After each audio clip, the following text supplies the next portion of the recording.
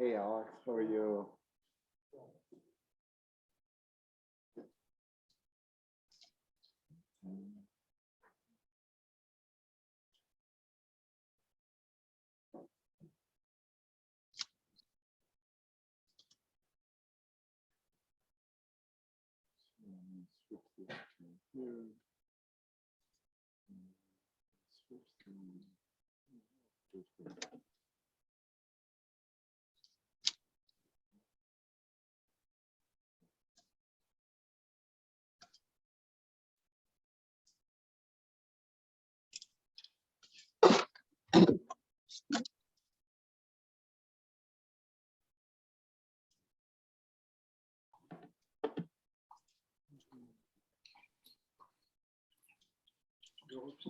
Either middle or top.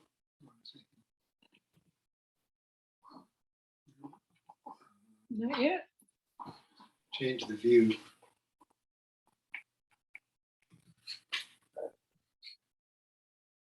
Oh, you know what? I'll bet she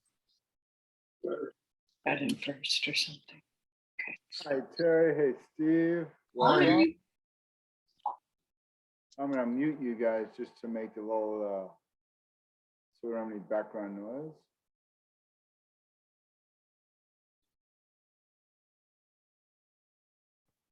Hey David, how are you? Welcome. Hi, thank you. Hi PJ, good to see you. I'm almost late for a meeting in my own house. The commute just drove you crazy. Yeah. I'm going to get us started because we've got a lot to cover today. And the song we're going to learn today is this fun, happy, clappy song. I'm going to sing it through once. It's called Torah Ora. It's a song that we often sing when the Torah is out and parading around. And the word Torah Ora means the light of Torah. So I'll sing it through once, and then we'll look at the translation, and then we'll try and sing together. Now, Alex and Jennifer, you didn't know this, but you guys are now in charge of like singing loudly because the three of us need to like sing for all of them. Yeah, that was very awkward last So- week. They all muted themselves. So we're now singing for everyone here. Okay. And my musical ability is literally zero. It doesn't have to, you don't have to have any, you just have to like get the words out. Okay. So here's the melody as we learned it today. Ye Israel ve'orai tavakudsha brichuchahu. Ye Israel ve'orai tavakudsha brichuchahu. Torah ora, Torah ora, hallelujah, hallelujah. Torah ora, Torah ora, hallelujah. Let's try and sing that together now. Ye Israel ve'orai tavakudsha brichuchahu. Ye Israel ve'orai tavakudsha brichuchahu. Torah ora, Torah ora, hallelujah. Torah ora, Torah ora, hallelujah. So here's the translation of what we just sang. Israel and her light, Torah, and the Holy Blessed One, God, are one. Torah is light. Let's all praise God. And so what I want you to see is this is a triangle of sorts.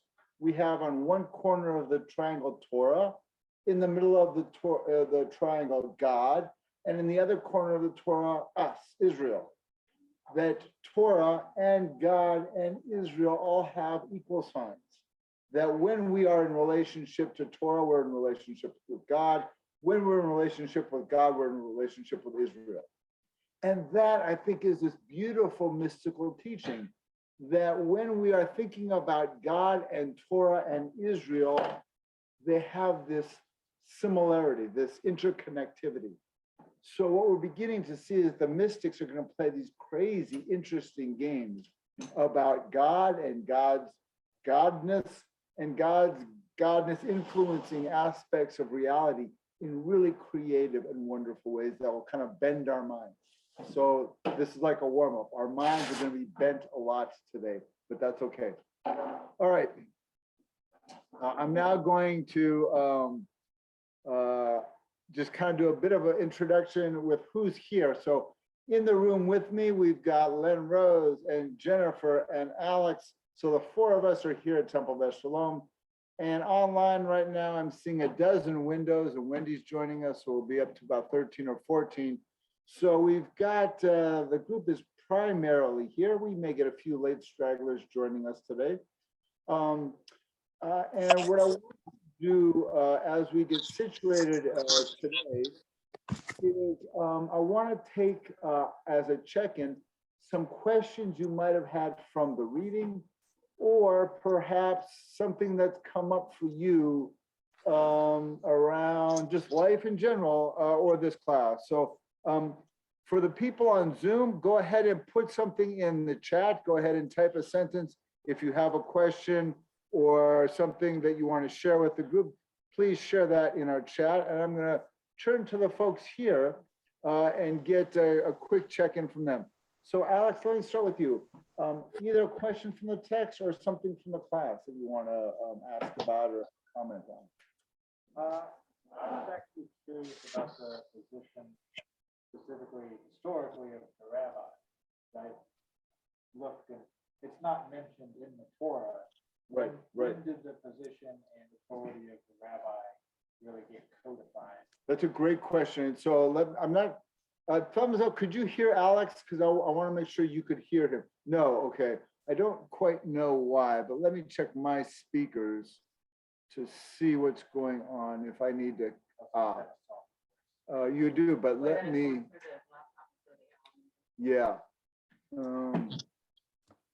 It does say it's looking at the owl, but I'll repeat the local questions because I'm not, it could be the softness. Anyway, Alex's question is on the role of the rabbis. When did that become a thing? Because it's never mentioned once in the Hebrew Bible, but that title is never used once. So that's like a great way to get us moving, because we had been talking about the rabbis in Shabbat. And so that kind of is our starting point today as well. The term rabbi means teacher, a teacher in Israel. And the term begins about the time of Jesus. So about 2,000 years ago, this title begins to be used. It's a Hebrew term. The teacher can also be the legal decider, can also be the sage. So often when we use the term rabbi among rabbinic Jews, which is every one of us in the last 2,000 years, it does mean scholar or sage, a scholar of Jewish law, scholar of Jewish ideas and Jewish texts and Jewish tradition is kind of how I would do the shorthand on that. Okay, I'm going to now go to Jennifer. A question from either the reading or something that's cropped up for you. No, but then actually I had a wonderful experience this morning where we actually started a book club about this kind of stuff just randomly. Amazing. Sitting in the sun. It was hilarious and wonderful and beautiful. That's great. Okay, Len, a question either from the reading or a comment about the class. Just a comment about what's the best pronunciation name? Maimonides or Rambam? Rambam is his. Maimonides, okay. The guy seems to be an A-type. Yeah. I mean, just incredible. Yeah. The way he refuses to look, to talk to someone that wants to translate his text from Egyptian into Hebrew. He says, I don't have time. I'm only working 28 hours a day. To break even for food. Yeah.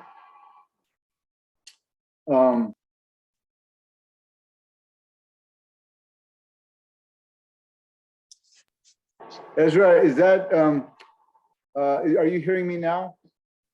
I can hear you now. Well, I'm not sure why the owl microphone is not picking up the other folks in the room, but my microphone on the laptop is, so I'll kind of repeat the questions as they crop up in here. Len's question was about Maimonides and his personality. He's quite unusual. He's a medical doctor by day. He's a rabbinic scholar by night. He never sleeps, right? Maybe, I don't know, 3-4 hours, but he's writing prolifically throughout his life. And yeah, he's one of these genius types who is phenomenally prolific, and just has a different kind of approach to life. Very, very unusual. And we'll kind of dive deep into his thinking because he shifts rabbinic thought and Jewish thought, and everything that's happened in the past 1,000 years somehow will be able to be deriving from his perspective. Primarily, the last thing I want to say about him at this moment, he's a scholar of Aristotle and Plato, and he's bringing their Greek categories of philosophy into Jewish light for one of the very first times in Judaism. So that's one of his big claims to fame. Okay, Ezra, if you could offer up a question that cropped up in the chat for us. Of course. So there are two questions in the chat. The first question is, how much do we use Greek philosophy in more modern Torah studies? Very little. It's a great, there are some who rely on it, but we don't spend a lot of time with Plato and Aristotle in Greek and in Jewish communities. That being said, Maimonides kind of is that in between, or that intermediary, who sits as the scholar who's done the homework for us, and he will synthesize Greek philosophy and the Torah side by side, blow by blow, beat by beat, and he'll try and make sense of both. And what we do see in Jewish life is kind of an awareness of Maimonides and his role as a rationalist and how to make sense of that. So I would say for most Jews in the last 100 years, their intersection with Greek philosophy either comes from university settings or from Maimonides. Okay, and I think there's one more question, Ezra, I'm seeing. Yes, one more question. Cheryl says, I have a question about the reading about something Philo said, page 43 in the Finding God book. Okay, Cheryl, why don't you come to the microphone and offer up your question? Philo, by the way, is another Jewish philosopher. He is contemporary with Josephus, actually contemporary with Jesus somewhat. I think he's living maybe 20 years after Jesus. And he's also a Platonic scholar. So Cheryl, what's your question? Okay, Philo makes the analogy of Abraham to mind, Hagar to school, and poor knowledge to Ishmael. And he concludes that going to school produces poor knowledge. And, you know, for me, school has always been something that's a positive. And so it seems very un-Jewish. We're, you know, people of the book, study. And so that kind of kept, you know, bothering me even after I passed that. It's just, I'm wondering where that comes from and what that really means. So I'm not an expert on Philo. I'm more of someone who studied a little bit of him.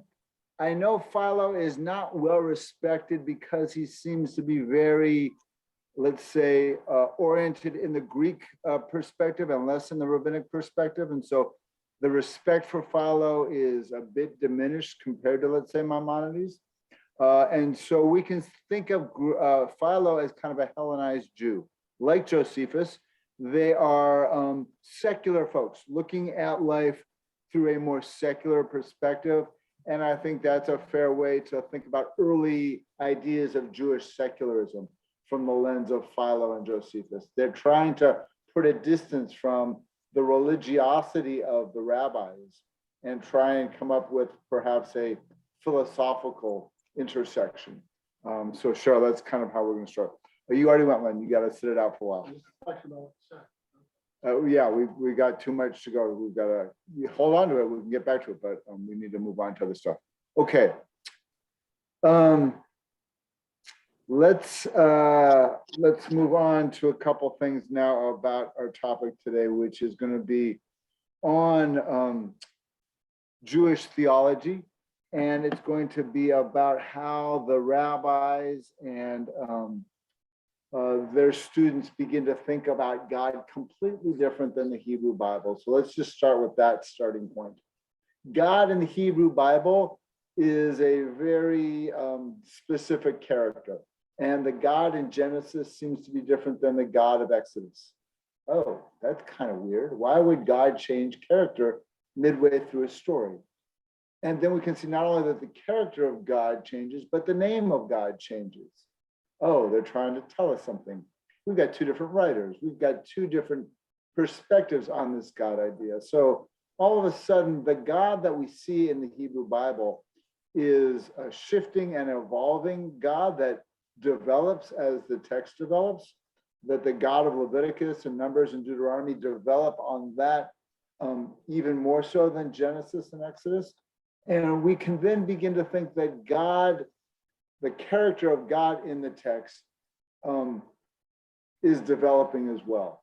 That's never kind of obvious. So we often think of the God character in the Hebrew Bible kind of through the Christian lens as this warlike God who's very angry and upset and ready to just wipe people out, because that's how Christians often talk about God. And there are aspects of God that is angry and jealous, and God calls God's self a jealous God. But the other thing that I've mentioned is the God in the Hebrew Bible, the name for God is a verb. So when people who read Hebrew read that name, Yud He Vav He, they're reading a verb, and they're not reading a noun. And that already is a very interesting idea that God is somehow beyond time and space. God is beyond human this and that dualities of life. God is beyond the natural world, is kind of transcendent. And so I would say for the Hebrew Bible ideas of God, they are very ancient, very much shifting as the different texts provide. There's 24 different books in the Hebrew Bible. So I would say there's a lot of discrepancies depending when those books are written. They're written over 1,000 years, so we could have a variety of perspectives. But the rabbis, as we mentioned in the past weeks, come in at a time of great chaos as Jesus is laying down a new idea for religious thought for early Christians. The rabbis are developing a new idea of God as well, a wide variety of ideas. And so what I want to introduce is that for the rabbis, they have mystical ideas of God, God being immanent inside our prayers, inside our prayer life, and transcendent, and God being beyond time and space. And that some of these folks are mystical and some of these folks are rational.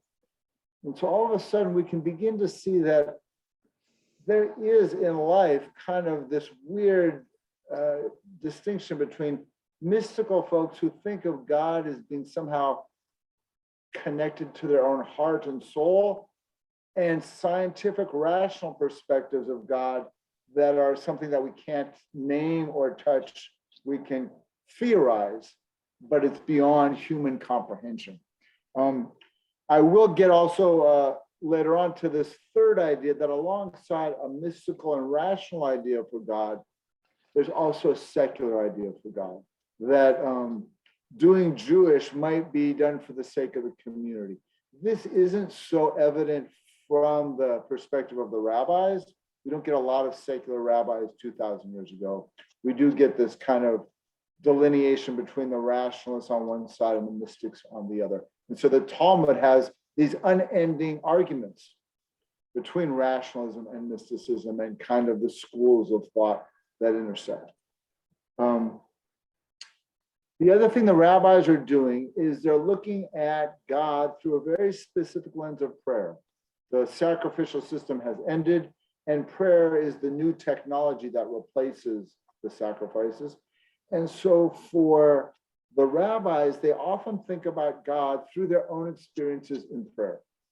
When they pick up the prayer book and they're trying to get oriented to these different ideas of saying the liturgy and going through these liturgical pieces, there's a wide panoply of theological ideas in the Jewish prayer book. Some are mystical, some are rational, some are from the Hebrew Bible, some are more contemporary.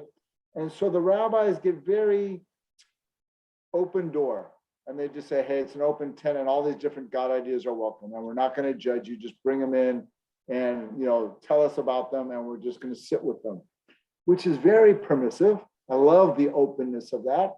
And at the same time, it complicates things because it does seem to be, slightly problematic. The rabbis were not interested in being consistent and categorical like the Greeks. They could care less about that. They wanted people to be in this mindset of dedicating themselves to community, to education, to family. If you could do those things, you were going to be okay. They could really not worry too much about God questions. They did worry a lot about Jesus. They worried a lot about Jesus, and they worried a lot about the messianic teachings of Jesus. And by extension, they also worried a lot about Muhammad and his prophetic understandings. And so what the rabbis do in their anxiety about this is they close the door to prophecy, which is an important point.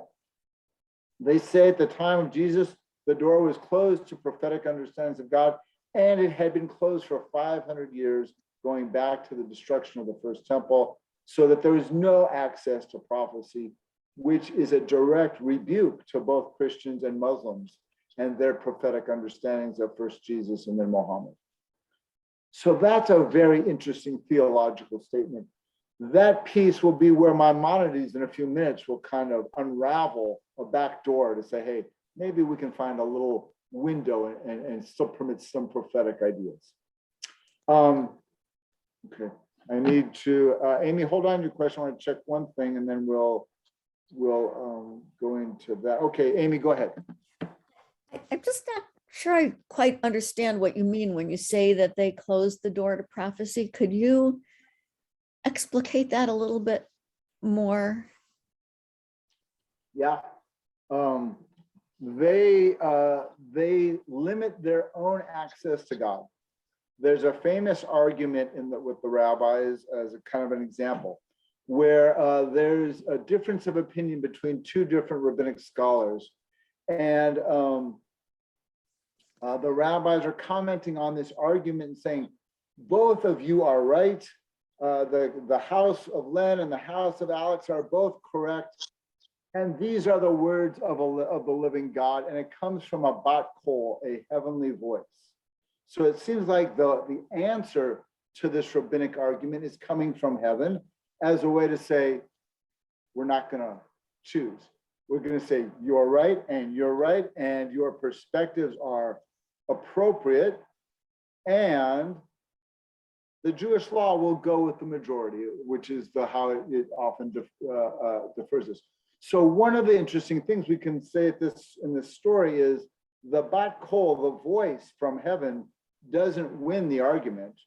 The bat kol, God, doesn't get to say, we're going to go with God's perspective on this. Human beings get to resolve their own arguments, and the voice of heaven no longer can trump the voice of humans here on earth. So that the rabbis now put these prophetic ideas into a marginal place, saying, hey, it's nice to have this connection to God, but we're not going to give God access to shifting or changing anything that was written in the Torah or in the Hebrew Bible. And by extension, what they're going to write is called the oral Torah, the traditions that come to comment on the written Torah itself. And so prophecy for them is functionally dead. So prophecy meaning that God's will is not channeled and interpreted through a human being. Exactly. And the text that they use to make this point is at the end of Deuteronomy. It's the text we read here at TBS on Yom Kippur. Lo b'shamayim hi, it's not in heaven. It's in our own hearts. God has placed the wisdom to understand life in our own hearts. And therefore, the God of history somehow has kind of left the show. The God of creation might be there kind of watching, but we don't expect a lot of prophetic insight any longer. And we can then see why they do this. We can see why they close this door. Okay. What I want to do now is kind of set up for you these three different ideas of God's presence, and that there is a mystical idea of God maybe being the God of love, the God that we feel when we think of our parents, maybe our moms or dads. We can say to scientists You can measure many things in life. You can't measure how much I love my mom. It's immeasurable. And so maybe in that mystical idea of one person's relationship to another, or their love for another, in that unmeasurable mystical place, we might say that we can discern an aspect of God in our lives there. For other folks who are more scientific, they want proof. They want exact, rational, logical proof. And they don't care much about how you feel about your mom or dad. They want to know why the sun is shining. They want to know why good people are flourishing, even though they should be punished. Bad people. They can actually care less about mystical, emotional, perhaps even folklore ideas of God. They want to know really, how do we understand life here and now? And so that's like a nice distinction between the mystical and the rational. And then I want to set up a third point, third idea, which is for folks who are secular, they may or may not believe in any God ideas whatsoever. They might be atheistic or agnostic. And for them, it's just a moot point. They're not so concerned about the God piece. They're more concerned about culture. They're more concerned about community. They're more concerned about Jewish peoplehood, and maybe less concerned about the role of God. I don't want to privilege any of these. I can say in my own life, I have spent parts of my life in each of these three different places. And I can say in different ways, they all three influence me even today. But now I want to kind of allow you to go into breakout rooms and talk about which God ideas make the most sense to you. Are they mystical ideas of God, rational ideas of God, or are you more secular, more it's not so important to you, and you've got other concerns about connecting to Jewish wisdom and Jewish community? That's the question for your breakout rooms. Ezra is going to set us up, and we'll take, about 5 minutes to have this conversation, and then we'll come back.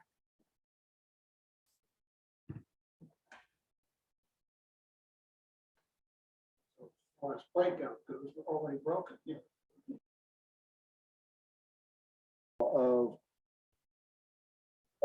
They've created a wisdom circle of teachings about the Kabbalah, and what they are doing is they're going to bridge the Zohar's teachings from the practical Kabbalists and the ecstatic Kabbalists. They're going to bring them both together and say the Kabbalah, as it's understood by Isaac Luria in Tzfat, has such power that it can perfect the world. If we do this right, if we have the right intentionalities in our practices, if we can have every Jewish person practice Shabbat with these intentionalities, we could perfect the world. They so believe in this, they're a bunch of scholars, right? They're spending all day writing this stuff. At night, they're doing something really even wilder about the mysticism. They go to the local cemetery and they lie on a scholar's grave to get wisdom from the soul of that scholar. So they go to the local graves at 2 a.m. and they do their meditations on the graves. Fascinating ideas about reincarnation and spirit life. And can we access someone who's been dead for 1,000 years?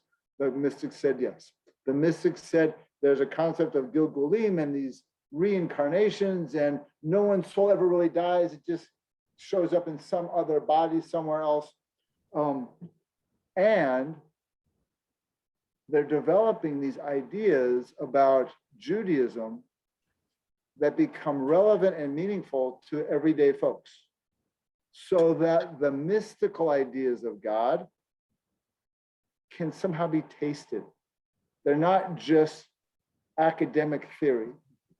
And so when you're drinking your Shabbat wine or eating your Shabbat dinner, if you do it with the right intentionality, you could be perfecting the world. The phrase they use is, tikkun, like tikkun olam. They believed in two levels of repair: tikkun hanefesh, repairing your soul, and then tikkun olam, repairing the world. You repair your soul first, you repair the world second. What I want to do is kind of outline a basic idea of Kabbalah for you. So, Ezra, if you could stop your share screen for a second, I want to try and do something on the whiteboard if I can find it. So let's see. I want to go up here and whiteboard, and I'm going to share my screen. Thumbs up. Can you see that big whiteboard? Everyone can see that now? Good. All right. I'm going to do some drawing. So let's see. The four-letter name of God is a Yud, and I'm going to write a hyphen and a Hey and a hyphen and a Vav and a hyphen and a Hey with a hyphen in between. This is the four-letter name of God, Yud Hey Vav Hey. This is the name that the high priest would say in the sanctuary in the temple only on Yom Kippur. He would utter this name, and it's believed that after the high priesthood ended, we simply lost the way to pronounce this name. This is where Abulaf is trying to vocalize with vowels to somehow vocalize. But what I want to do with you is kind of show you a way to reimagine the image of this name. So if you took the first letter and wrote it this way, and the second letter and wrote it this way, and the third letter and wrote it this way, and the fourth letter and wrote it this way, you create a little pictograph. And the little Yud could symbolize the head. And this can symbolize the body. And we have this strange stick man. Oh, God's name written vertically can be something like the human body. Oh, so this lower Hey becomes the world of the body.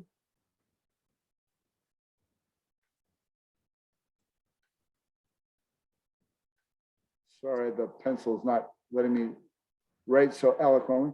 The Vav here is the world of the heart.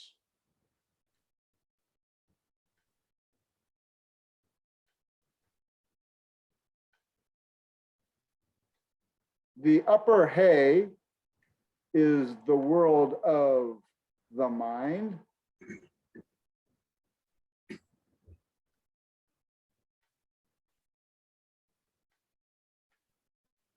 You don't know how hard this is.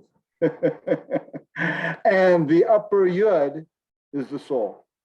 That's a stretch. It's a stretch. I'm not saying this is, but what you can begin to see is Luria's four worlds idea.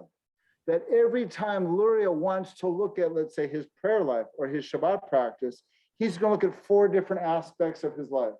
How is he physically intersecting with Shabbat? How is he emotionally intersecting with Shabbat? How is he intellectually imagining Shabbat? And where is his soul in this process? This is a simplification by about 1,000-fold because it's really complex. But this four worlds of reality is a very helpful way to think about how he is thinking about God's place in our universe, and that the universe all of a sudden has four different realms. There's the physical realm, the emotional realm, the intellectual realm, and the spiritual realm. And all of a sudden, that's not so different from Greek theology, where we had the body, the heart, and the mind, right? We're just advancing it by one. So I want to let go of this picture because it's really fun, but I want to bring us out of the whiteboard if I can figure out how to get out of here. I want to come back here. Okay, I can't. Let me move this in. There we go. So I'm going to close out of our whiteboard and I'm going to bring us back. The third and final scholar I want to talk about is Spinoza. Baruch Spinoza is one of these Sephardi guys who's forced to leave Spain. His family leaves, I think, around 1490. They move to Amsterdam, and he is a young person in the 1550s, I think, in Amsterdam, writing about God. He's looking at the Hebrew Bible from a universal lens. And what we have to remember is there was only piety back then. You couldn't have a secular perspective on life, even if you were educated and you wanted to have a secular idea. So because he's going to let go of a personal God idea and say that everything in nature is God, the trees, the bushes, sky, earth, it's all God. He's what's called a pantheist. And he doesn't believe that God is anything more than the natural world, and he's going to fall in love with nature and science as his access to God. And for that, he's kicked out. The rabbis of Amsterdam excommunicate him, and he's tragically, he dies very young because of the excommunication. But what we can begin to see from these three voices is Isaac Luria and his four worlds is our mystical teacher. Maimonides is our rational teacher. And Spinoza is our secular or cultural teacher. And we've got three completely different perspectives on God going in three completely different ideas, side by side by side. They don't. And they argue with each other vehemently to this day, right? The rationalists and mystics often set up their own synagogues. Chabad has its own synagogue for Jewish mysticism. Modern Orthodoxy has its own synagogue for Jewish rationalism. They don't. Okay, I'm going to bring us back together now and open up for some Q&A. I kind of went a little bit longer today, but there was a lot to explain. I'll stay a few minutes late for folks who want to continue. I know we're going a little bit later. So I'm going to give you the homework now, and then we can, for folks who want to stay for some Q&A. The homework is in Finding God. The next three, the three chapters we're going to read is about Mordechai Kaplan, Martin Buber, and Abraham Joshua Heschel. If you don't have Finding God, you can find texts about these guys, Buber, Heschel, and Kaplan in other sources. But those are going to be our three voices next time, who will, hang on, they will be the people that will kind of build on these early voices and develop thoughts for modernity. What we have to remember is everything we learn today is pre-modern. Us in modern times have a very hard time understanding a medieval pre-modern mindset. And so one of the challenges for us is to figure out, as Judaism shifts and changes in modernity, how Jewish theology will shift and change as well because of modernity. That's a preview for next week. Anyone wants to stay for some Q&A, we can do that either about our three thinkers today or about this presentation about the Jews in medieval Spain. So I'm going to open the floor. If you have questions, now is a good time to step forward. So Len, I'm going to ask you if you want to come here and use this microphone so they can hear you.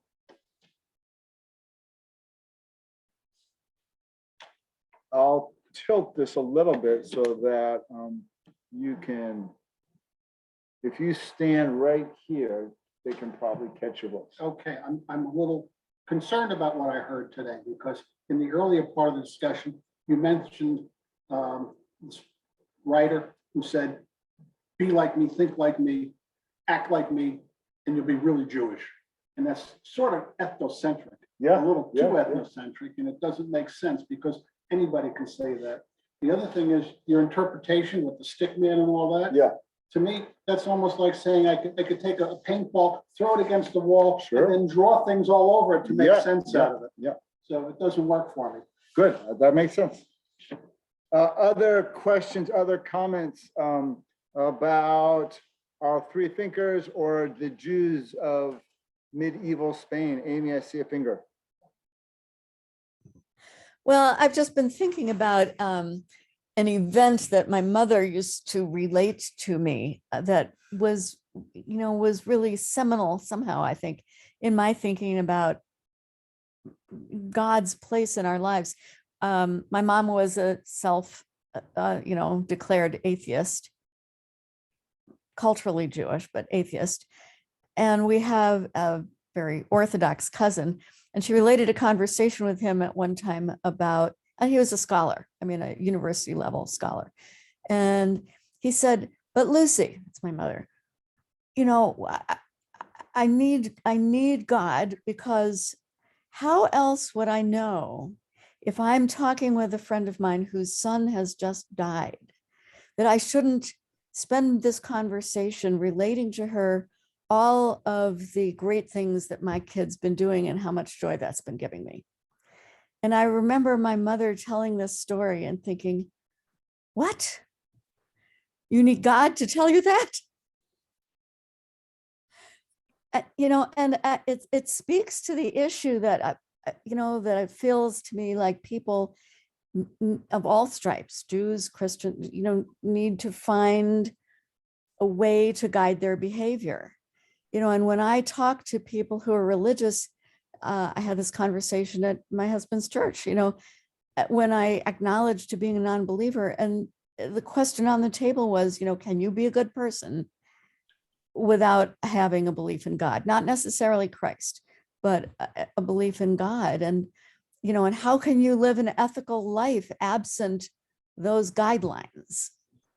And seems to me that everything we've talked about today kind of revolves around that issue of humanity trying to find a way to figure out how to live without blowing each other up. Yeah, I think Felix Aguilar will have something to say about it. we're not at Felix Adler yet. You can't jump the historical. What about the story? Yeah. Because I actually pulled up to my yoga instructor back there, I mean, it's the exact same practice, and I was like, this is not a yoga thing, this is like how to be a good person thing. Yeah. Like, I thought it was hilarious, they're doing it without like more of the intent, which is just kind of shocked. Yeah, I want to say that we fiercely hold on to the stuff that we feel is important. So whether we're a mystic or a rationalist or a secularist, we kind of, it's so part of our identity. I don't want to challenge anyone's theology that they're somehow wrong. I want to affirm and say that everyone has an approach that is meaningful. And what I want to also add in is that this is very different than Jesus. What we just talked about, whether it's Maimonides or Luria or Spinoza, these are conceptions of understanding the world in a completely different perspective.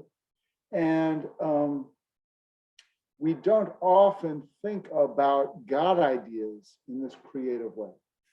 We don't often give ourselves permission to think about God ideas that will stretch our imagination in new ways. And so I don't want to change anyone's theology. I'm not here as a preacher to get you to believe a certain way.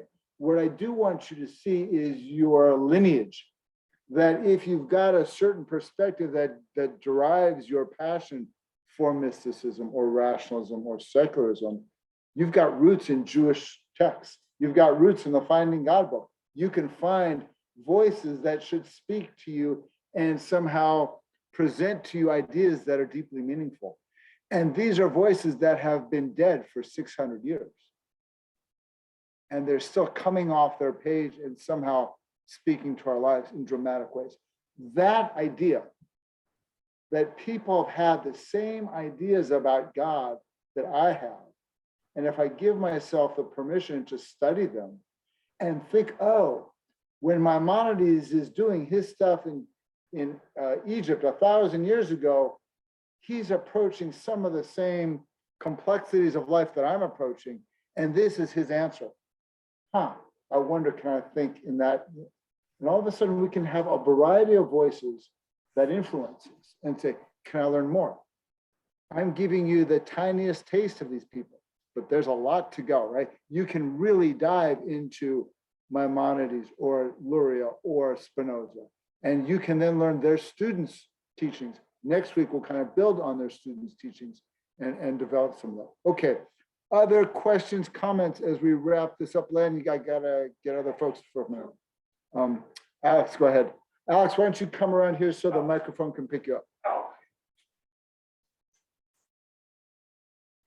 So I was with Here, Maimonides. let me do over here. Okay, so go ahead. With Maimonides, a lot of his was Aristotle, a lot of the Hellenic Yeah. thinking.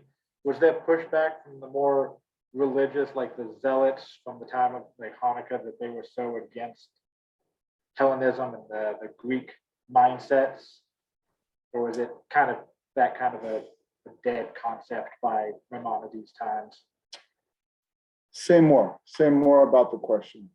Well, the zealots during Hanukkah, they were so against the Hellenization of Right, Jews. right. Was any thinking related to the Greek masters, or whatever you want to call them? Yeah. Was there pushback towards that, or was that more or less a So dead concept? I think the Maimonides wasn't so worried about the political machinations of the zealots and the Hellenists.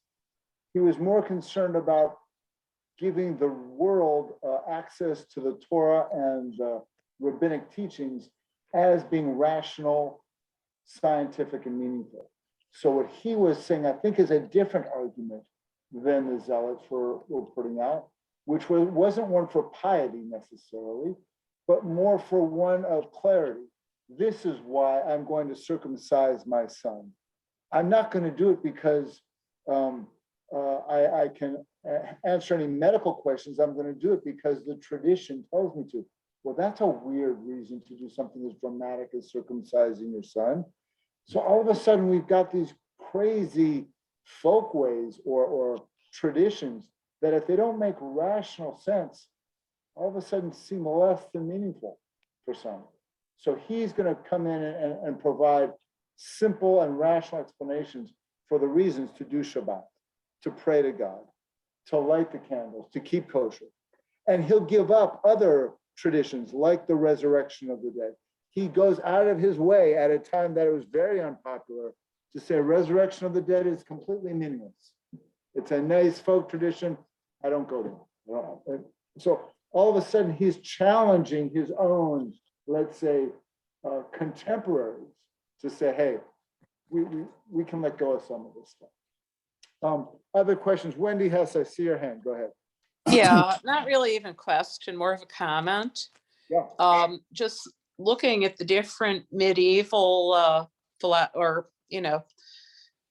people we've just talked about, it seems like Spinoza is the one of those who's really crossed over to have kind of a broader appeal among the Christian world too.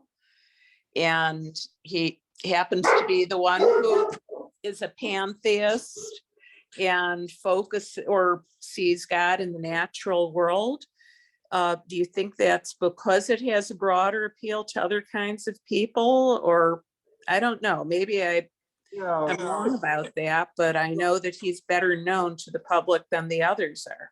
For sure he is. And I think part of that is his approach to Christian folk is similar, that pantheistic idea that it's all God, all the natural world is God, is a very, if we're thinking about a universalistic idea of religion and a universalistic idea of God, then that's all of a sudden in that ballpark of universal explanations for the natural world and so on.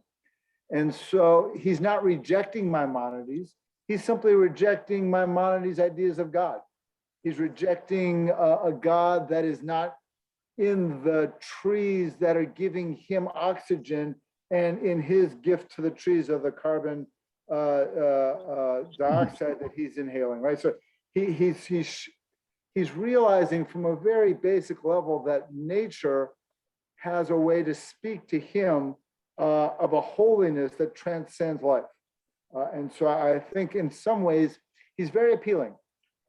In a modern mindset, Spinoza is perhaps the very first of our thinkers that is speaking to the early stages of modernity in that more universalistic perspective. So I think part of it, Wendy, is he seems appealing to us because he seems more modern than the other two. And I think that his appeal has been certainly more long lasting because it has some application in a modern world. Okay. Yeah, Amy, go ahead. So I often think about something that you say, that Judaism is more about behavior than about belief. And it's to me that really strikes a tremendous chord, because as a secularist, the whole issue of doing these things that this Jewish community has done in diaspora for thousands of years, and being part of that community that's separated by time and space, the only way to remain a community in that kind of context is to have shared behaviors, not just shared thoughts. And that makes the whole issue of behavior a very profound experience. Yeah, well said, Amy. Thank you. I think the whole concept of Jewish peoplehood that we'll read about with Mordechai Kaplan next week really underlies your comments, that this idea that we are more than a religion, we are religious. So we are more than a civilization. We do have language and culture and food and art and music. We are both, right? We are what Kaplan will call an evolving religious civilization. And that what Kaplan will introduce for you in the reading next week is this idea of Jewish peoplehood, that the reason to do Jewish is to be part of the people, to be part of the community, and that this focus on peoplehood becomes how he will Americanize his Jewish theology 100 years ago. And so there's a lot there, and we'll continue his ideas next week. David, go ahead. How finally did all this anti-Semitism stop, or did it in Spain, in England, in France, or did it abate? What was what? Yeah, let me answer quickly. In Spain, Jews lost the right to be citizens in 1492. In France, we didn't get that right until Napoleon in 1792. In America, we got that in 1776. In Spain, that right was only given to Jews 10 years ago. Let that soak in for a minute. 10 years ago, Spain finally outlawed its 1492 ban and said Jews are welcome to be citizens again. Jeez. I never heard that. I mean, that's total news to me. Yeah. But there were a hell of a lot of them because there are synagogues still in There are, yeah. all of Spain. But you couldn't be a Spanish Jewish citizen until 10 years ago. Oh my goodness. And that's the new issue in Italy. Sarah Suntimer, who's been coming to our services and our classes, she's moving to Italy this summer, and they're hoping to do the same thing in Italy, because I think that law is still on the books in Italy, that you can't be an Italian citizen. Or maybe I'll have to look into that. I'll circle back with Sarah about Italy's current laws. But David, your other point about anti-Semitism, we'll get into when we get to Eastern Europe and Russia and how that anti-Semitism changes, because the anti-Semitism we were reading about is religious anti-Semitism. The anti-Semitism of the Nazis is completely different. It's a nationalistic, racial anti-Semitism. So we've got to kind of connect the dots intellectually between the 1492 moment and Hitler. We'll do that in our conversation about the Holocaust. Okay. Any other questions to wrap this up today? Len with the final one, and we can call it a day. Yeah, just a question I've had for about 50 years Come now. over the closer mic. By the way, we can hear Len from where he is. Okay, great. That's good to know. So we can hear you. I Len. can be heard in New Jersey. Yeah. Okay. So, 50 years ago, we had the ascension of transcendental meditation in the Guru Maharaji, and they said if you really knew how to do it, you could levitate. And at the same time, I heard that if you're a really heavy-duty spiritual Kabbalist, mystical, you could also levitate. Anything to that? I'm a meditation teacher. I've never seen a single meditation teacher volunteer to teach us how to meditate. We've never heard that. No, okay. It's a great thought, but no. Okay, thank you for this fun conversation about God. The reason we're doing this week on God and next week on God is after that, we're going to talk about prayer. And to think about who are we addressing in prayer in a more complex way, I think is very difficult. And we can just begin to do that now. We can begin to think about what does prayer life mean to us? How do these words make sense to us?